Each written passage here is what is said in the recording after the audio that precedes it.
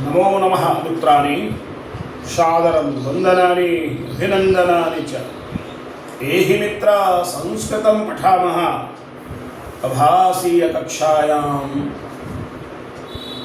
संस्कृत भाषा प्रशिक्षण वर्गस्य कृते गतदिवसेभ्यः प्रायः व्याकरणस्य चर्चा भवति। मित्राणि, ह्यः तत्पुरुषसमासस्य विषये वयं चर्चां कृतवन्तः। पुनः तदेव विषयम् अग्रे नयामि। कल हमने तत्पुरुष समास के बारे में चर्चा की थी और तत्पुरुष के जो भेद हैं आज हम उस पर चर्चा करने वाले हैं। तो आइए, जो तत्पुरुष का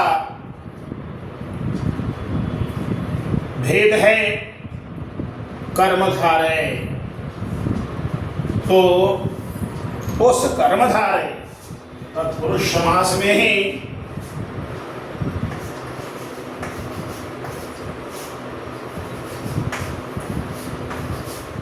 कर्मधारय समास होता है। तो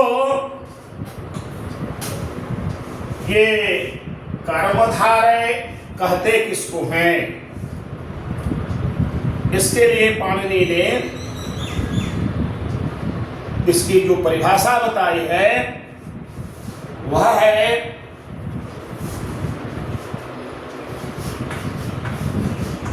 समानाधिकरणः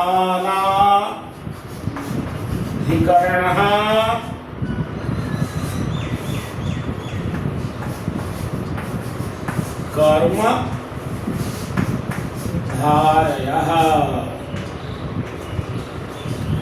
समानाधिकरणः कर्मधारयः। ये समानाधिकरण क्या है? पुनः प्रश्न उठता है।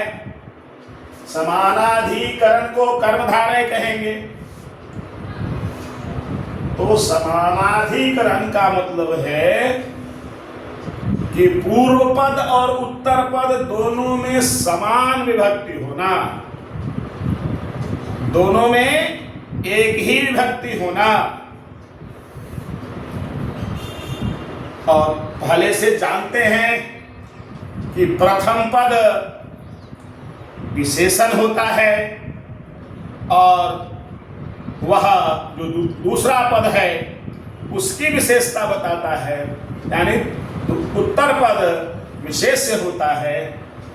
तो यदि इसके पूर्व पद और उत्तर पद दोनों में एक ही प्रकार की विभक्ति लगी हो तो उसको कहते हैं समानाधिकरण कर्मधारयः। तो हम कुछ उदाहरणों के द्वारा इसे समझने का प्रयास करेंगे। जैसे श्वेतः,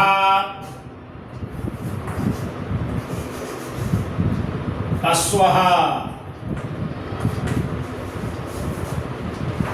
ये अश्वः उत्तर पद है और ये श्वेतः पूर्व पद है। अश्वः माने घोड़ा, घोड़ा का यह विशेषण है। घोड़ा कैसा है? तो श्वेत है, उजला है। अब यहां पर जो एक पद जो बनेगा, समस्त पद बनेगा, वह होगा श्वेताश्वः।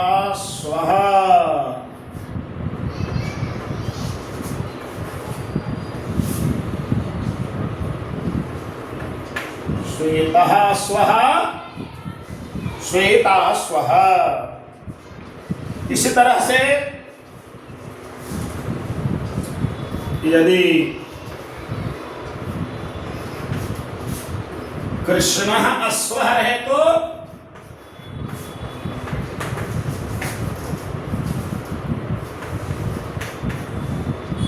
कृष्णाश्व।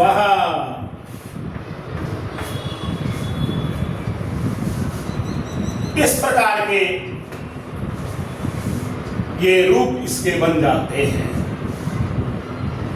मित्रों, केवल यही बात नहीं है कि केवल विशेषण और विशेष्य के आधार पर पूरा हो जाए, बल्कि इसके कुछ और भी प्रकार हैं। मुख्यतः 9 प्रकार कहे गए हैं, यानी कर्मधारय के 9 भेद होते हैं, ये आप समझ लीजिए। तो उन 9 भेदों को हम जाने और समझने का प्रयास करें। यह जो उदाहरण हमने दिया है, यह है विशेषण पूर्वपदः, जो समानाधिकरण या तत्पुरुष समास का जो लक्षण है उसके आधार पर। तो आप उसके ऐसे समझने का प्रयास करें।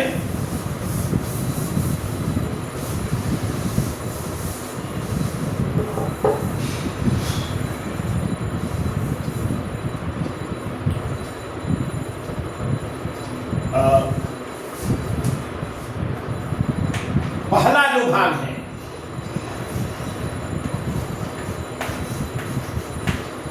विशेषण पूर्व पद,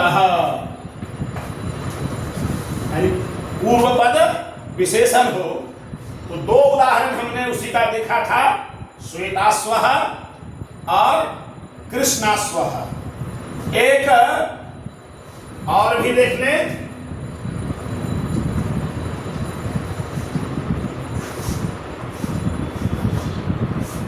नीलः मेघः,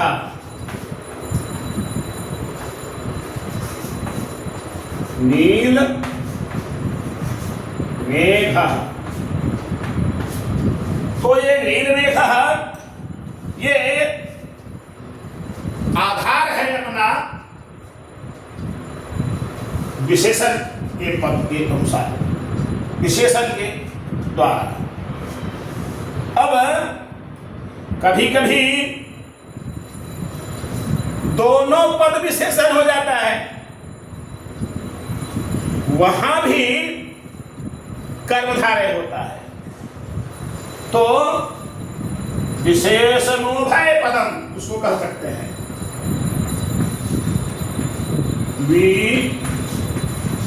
विशेषण, यहां संधि कर दीजिए,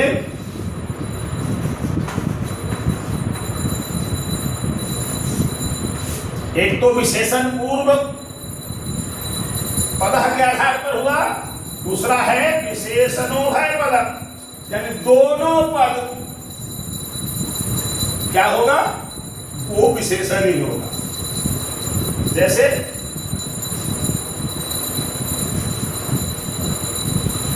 शीतम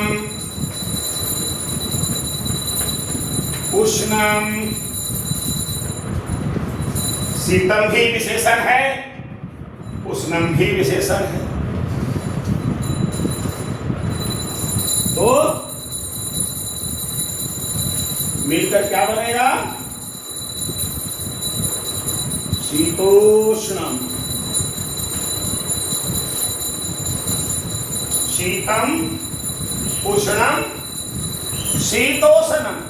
इसमें दोनों पद है, यहां पर दोनों पद विभेद किया है, विशेषण है।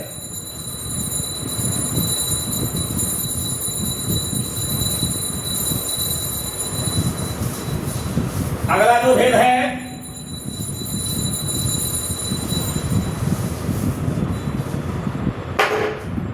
वह कहता है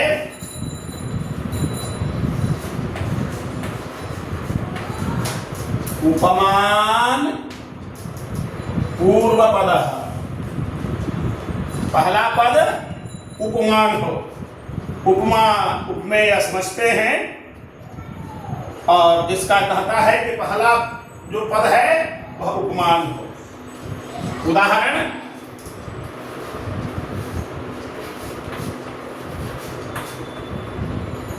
मेघः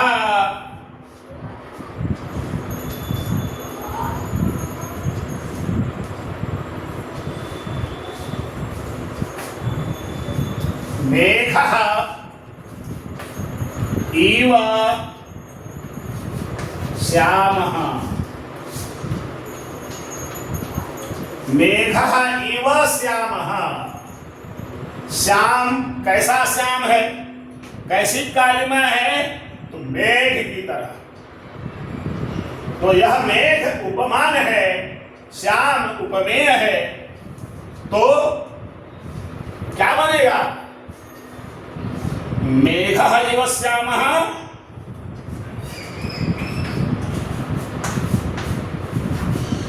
मेघ श्यामः, ये बनेगा उपमान पूर्व पद। कभी कभी उपमान उत्तर पद भी हो जाता है। उपमानोत्तर पदम। उत्तर पद यदि हो गया तो वहां भी कर्मधारय होगा। जैसे नरः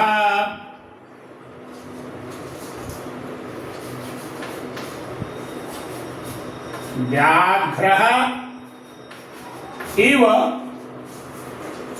ये बीच से युवा हट गया, आई चला गया। मनुष्य है कैसा? तो बाघ की तरह। मनुष्य ही वो बाघ की तरह है, और उसको कहते हैं नर व्याघ्र। नर व्याघ्र, नरः व्याघ्र इव, नर व्याघ्र। इसमें यहां मेघ श्याम में पहला पद था उपमान, और यहां नर व्याघ्र में व्याघ्र जो उत्तर पद है वह है उपमान।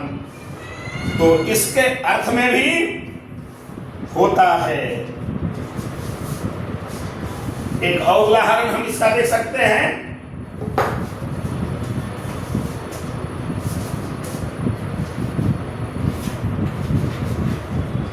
मुखम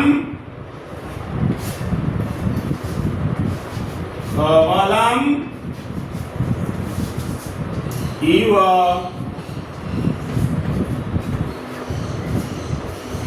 मुख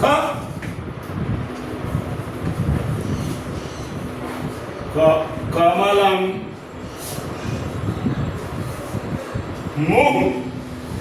मुख जो है कैसा है?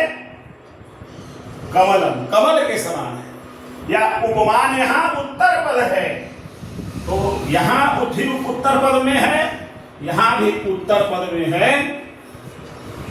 तो उपमानोत्तर पदम के कारण जो है जहां भी तत्पुरुष का जो भेद है कर्मधारय, वह यहां भी होता है। कुछ और भी आगे है।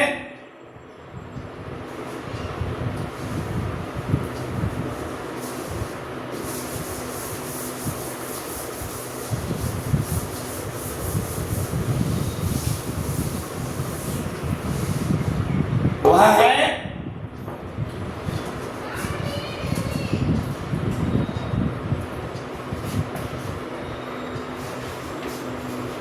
अवधारणा पूर्वपदः। अवधारणा पूर्व पद है। यानी पहला पद क्या है? अवधारणा। अर्थात उदाहरण से समझिए। उदाहरण है विद्या एव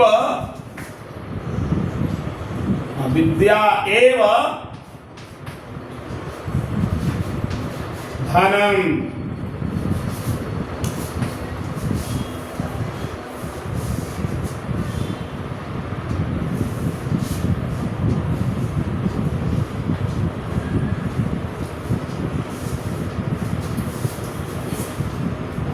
विद्या इव धन, यानी धन कैसा है? तो विद्या के समान धन है। अवधारणा है, हमारी धारणा है, विश्वास है कि सभी धनों में उत्तम धन विद्या धन है। विद्या इव धनम,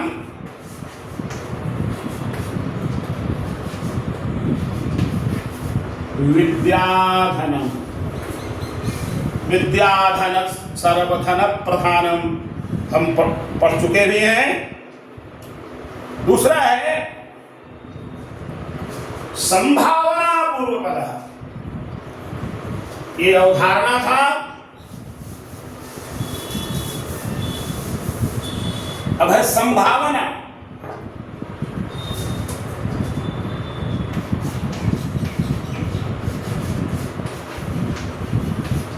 संभावना पूर्व पद। पहला पद संभावना, यानी पूरा पूरा पक्का नहीं कहा जा सकता है कि हाँ वही है। एक संभावना है कि हाँ वो है। और उदाहरण है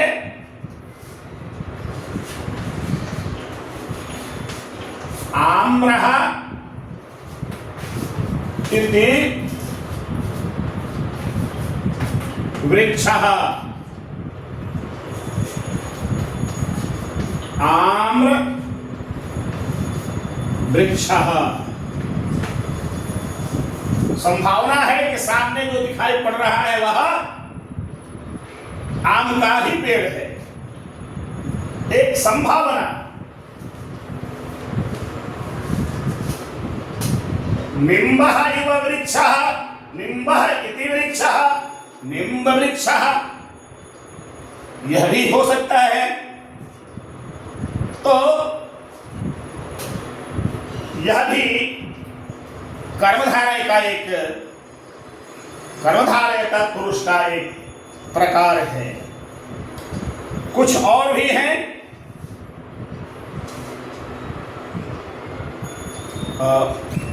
जिसको हम लोग कहते हैं मध्यम पद लोपः।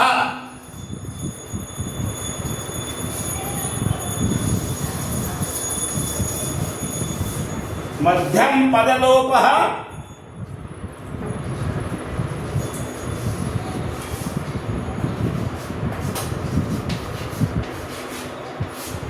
मध्यम पदलोपः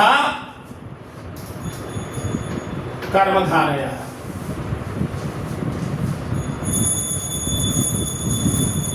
बीच का पद लुप्त हो जाता है, वह भी कर्मधारय है। उदाहरण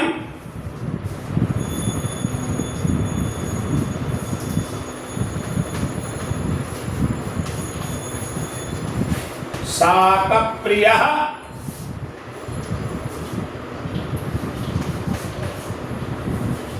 पार्थिवः।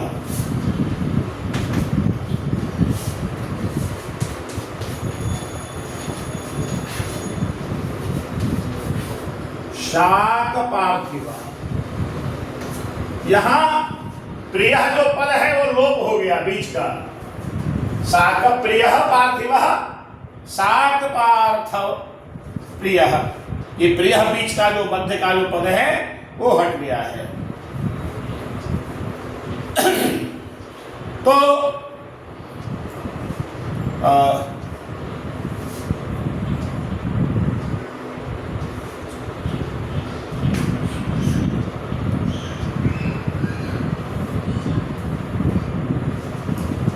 एक और भी है, बहुत कम ही मिलता है, मयूर व्यंसनादि।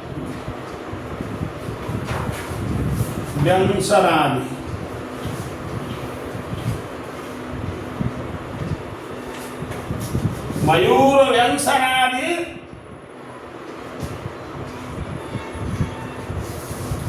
इसका मतलब है, उदाहरण से समझिए,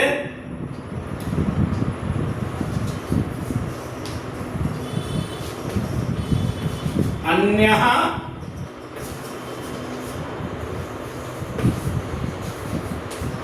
देशः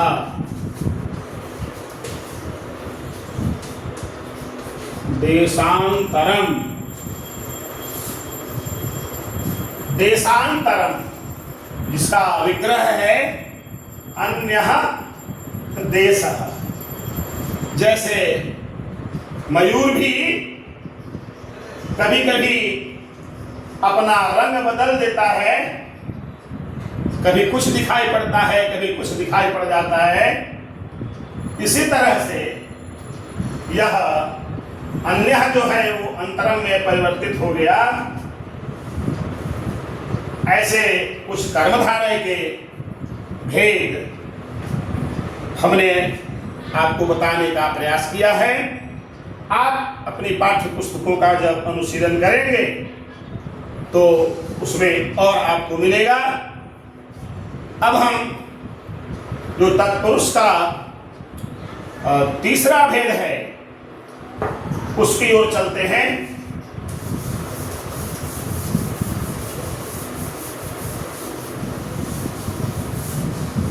और वह है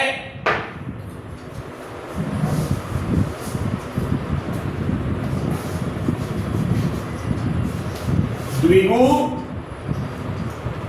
समासः, या द्विगु तत्पुरुष समासः भी कह सकते हैं, क्योंकि वह उसी का भेद है। इसके लिए भी पाणिनि ने परिभाषा बताई है,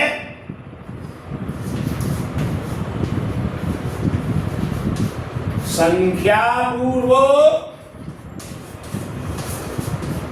द्विगुः।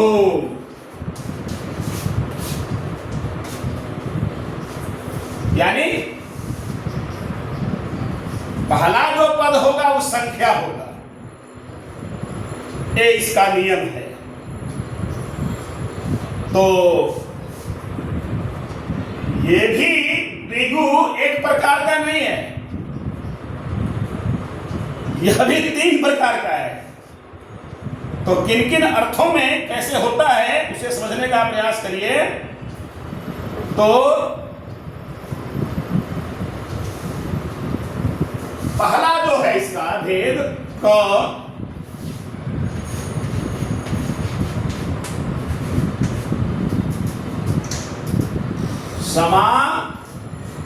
समाहार द्विगुः।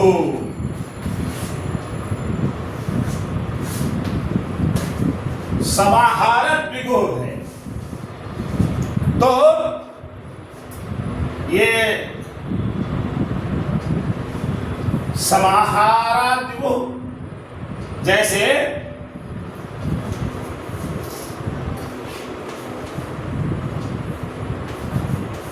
त्रयाणाम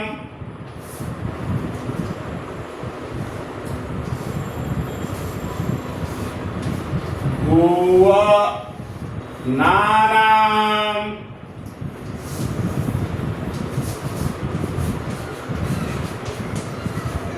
समाहारः, यही समाहार।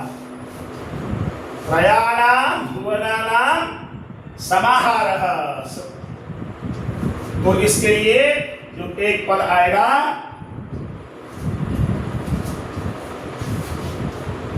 त्रिभुवनः,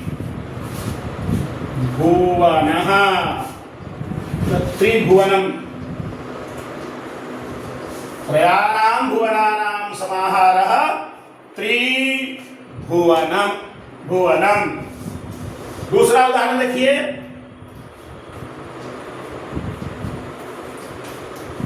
त्रयाणाम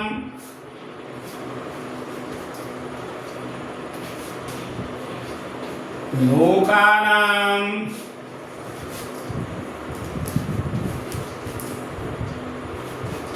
समाहारः त्रिलोकी।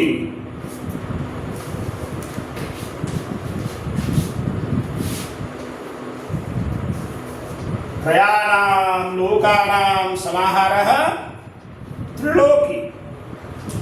ऐसे भी बहुत सारे उदाहरण हैं, आप अपनी पाठ्य पुस्तकों में उसका अनुशीलन करेंगे। तो एक हो गया ये समाहारक द्विगु। दूसरा जो द्विगु है वह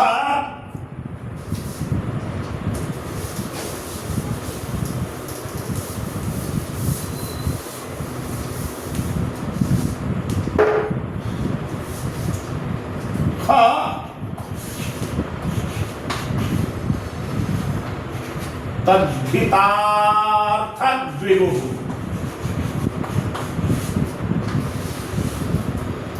यानी उसमें एक पद तद्धित का आता है। तो उदाहरण देखें,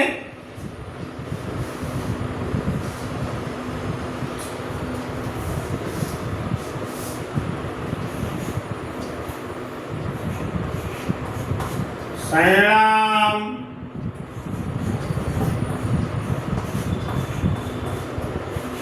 मात्रेणाम अपत्यम,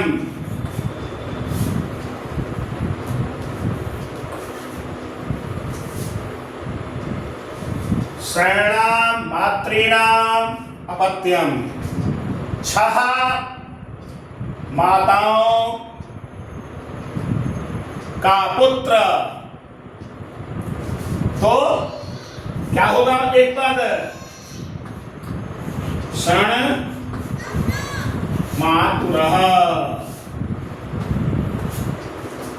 शयनाम मातॄणाम अपत्यम।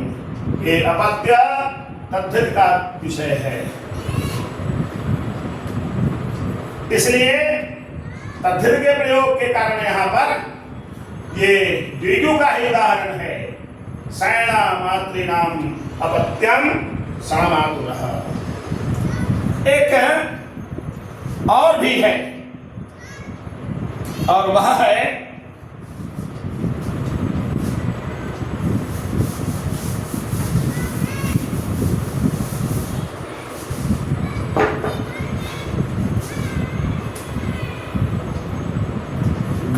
तीसरा भेद,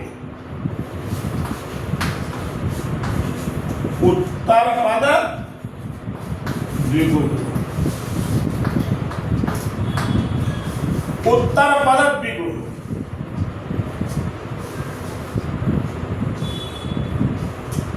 देखिए,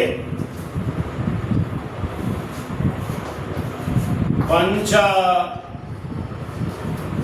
पंच गावः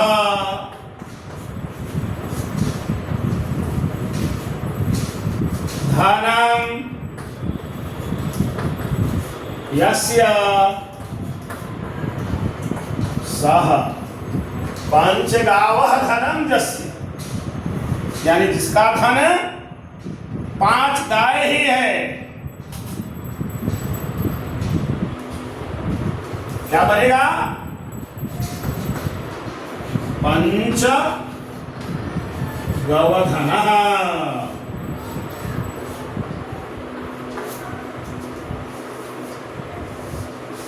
पंचगव धनः। ऐसे ये सभी उदाहरण द्विगु के थे 3 प्रकार से। और एक और भी समास ये तत्पुरुष का भेद बच जाता है, तत्पुरुष के जो भेद थे हम सब क्रमशः पढ़ते आ रहे हैं। तो कर्मधारय द्विगु अब है नैय समासः।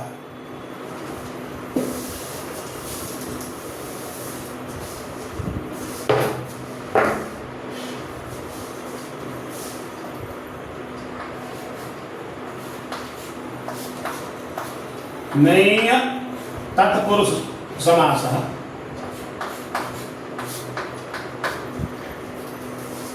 इसका है कि पद के आगे या तो न लगा होता है या अन।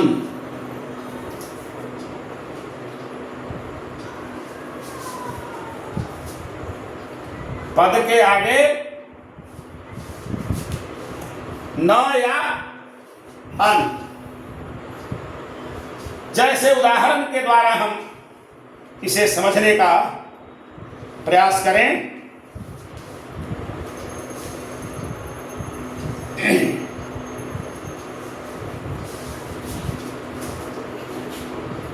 न धर्मः न धर्मः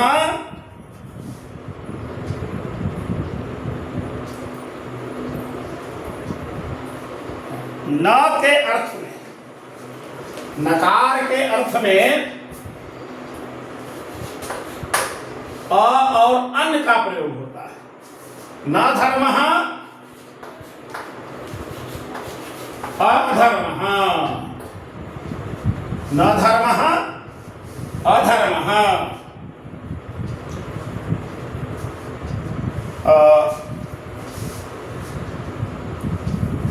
न योग्यः अयोग्यः।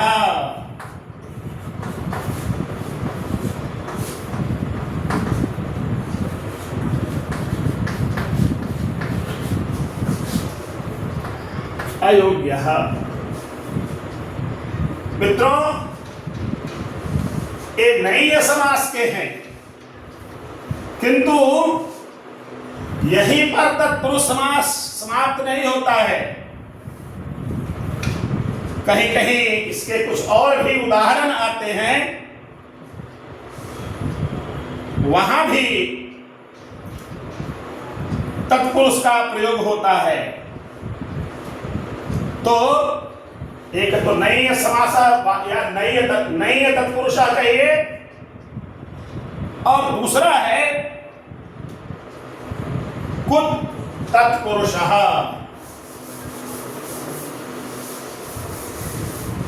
नैय तत्पुरुषः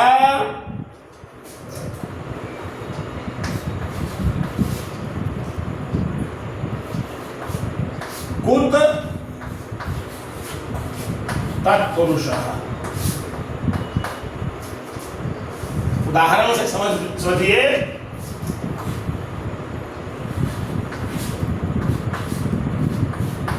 कुत्सितः पुत्रः, और पद बनता है कुपुत्रः। दुर्गा सप्तशती में शंकराचार्य ने जो भगवती की स्तुति की है, उसमें वो कहते हैं कुपुत्रो जायेत क्वचिदपि कुमाता न भवति। कुत्सितः माता कुमाता,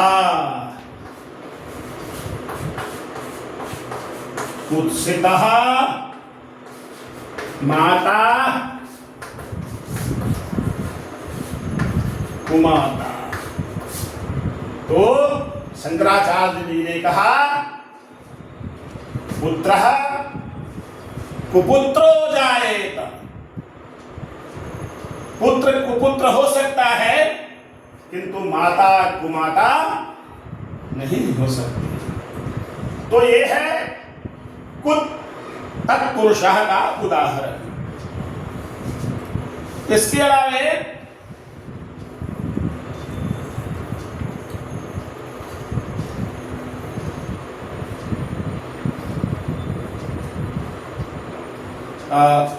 गति तत्पुरुषः,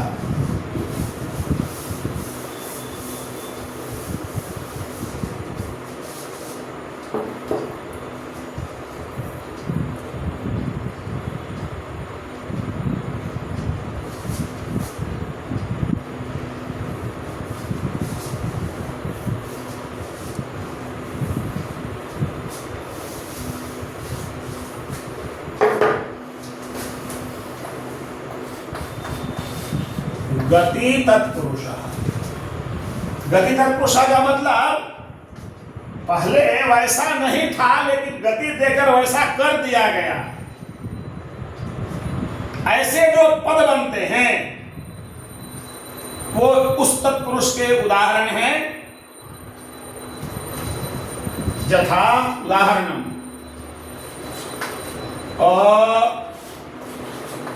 शुक्लम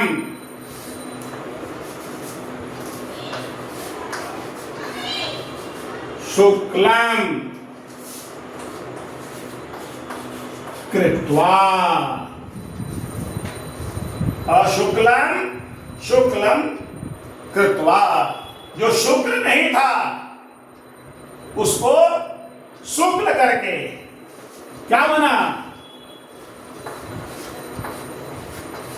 शुक्ली कृत्य, शुक्लीकृत्य। असरलम सरलम कृत्वा,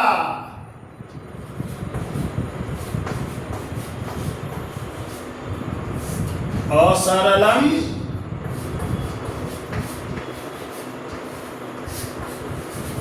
सरलम कृत्वा।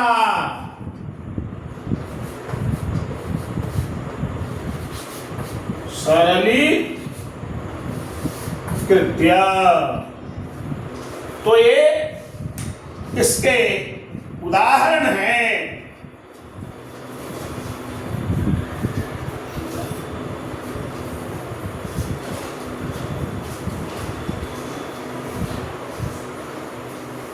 अगला जो इसका भेद है वह है प्रगति के अर्थ में। उसको प्रगति तत्पुरुषः, इसी में प्र लगा दीजिए। प्रगति तत्पुरुषः।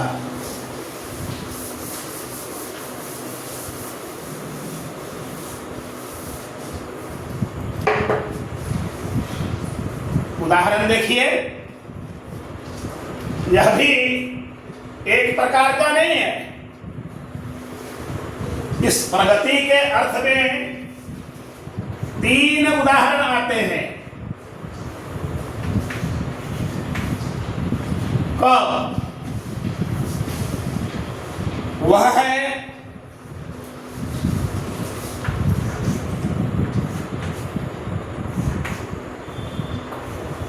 प्रगतः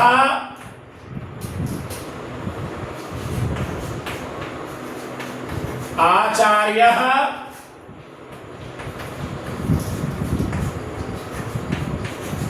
प्राचार्यः। प्राचार्य का विग्रह है प्रगतः आचार्यः प्राचार्यः, ये गति के अर्थ में। दूसरा यानी ख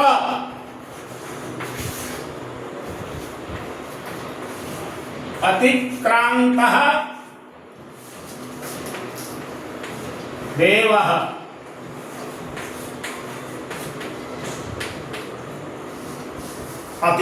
अतिक्रांतः देवः अतिदेवः।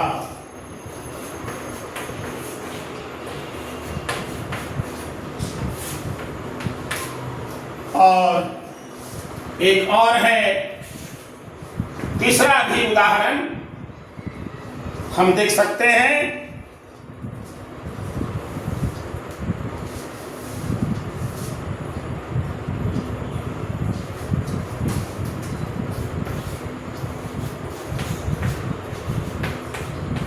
निष्क्रांतः निष्क्रांतः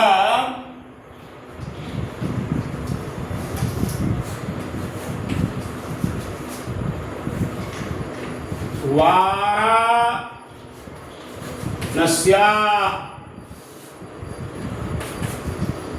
निष्क्रांतः वाराणस्या, यानी वहां से भी उसको निकाल दिया गया है। क्या बनेगा?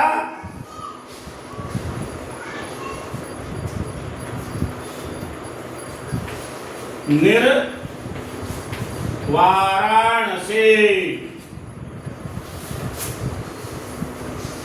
ऐसा ये बनेगा। तो ये हुआ प्रगति के अर्थ में। कुछ एक और दो उदाहरण और दे करके इस तत्पुरुष समास को समाप्त करूंगा।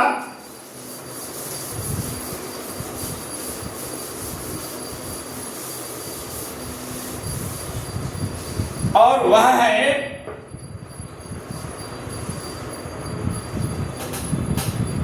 उपपद तत्पुरुषः।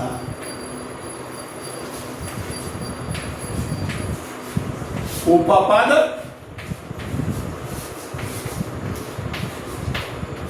तत्पुरुषः।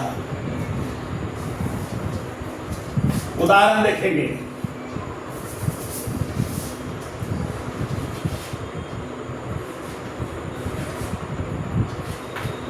कुंभम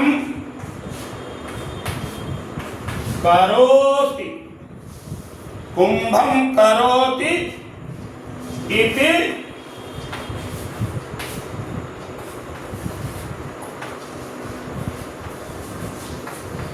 कुंभकारः।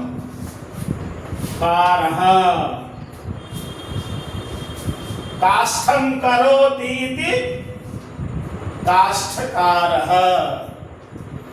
चित्रं करोति इति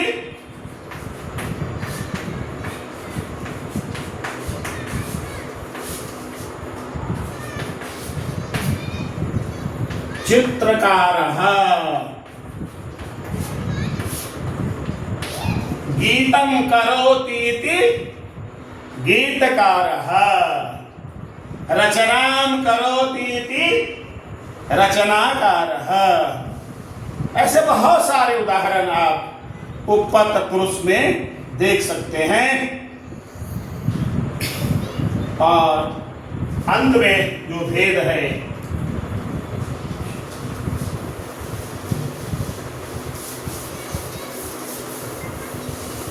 वह है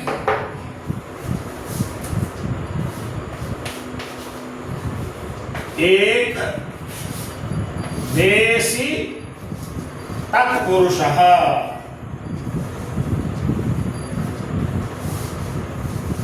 उदाहरण इसमें भी दो प्रकार का है।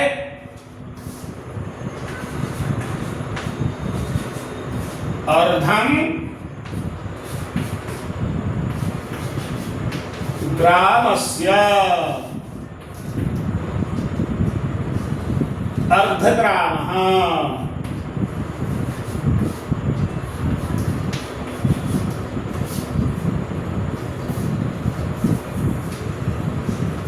अर्धं ग्रामस्य अर्धग्रामः।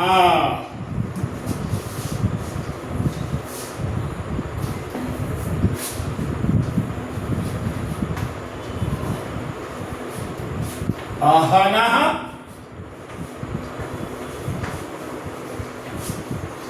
पूर्वः, पूर्वाः नः, पूर्वाः णः।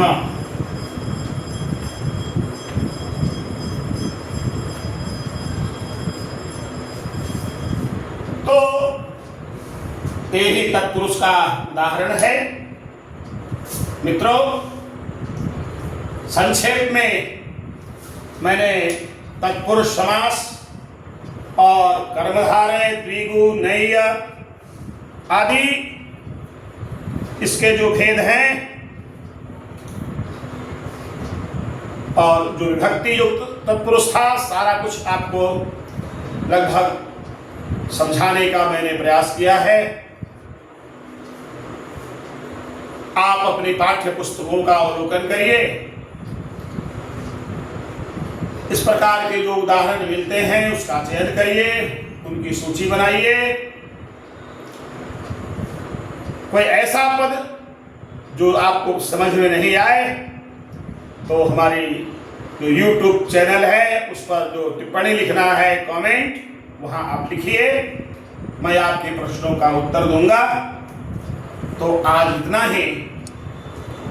कल फिर समास को ही लेकर जो इसके भेद और दो बचे हुए हैं, क्योंकि मैंने पूर्व में बताया था वैसे समास के दो भेद, केवल समास और विशेष समास, और विशेष समास के चार भेद, अव्ययीभाव, तत्पुरुष, द्वंद्व और बहुव्रीहि।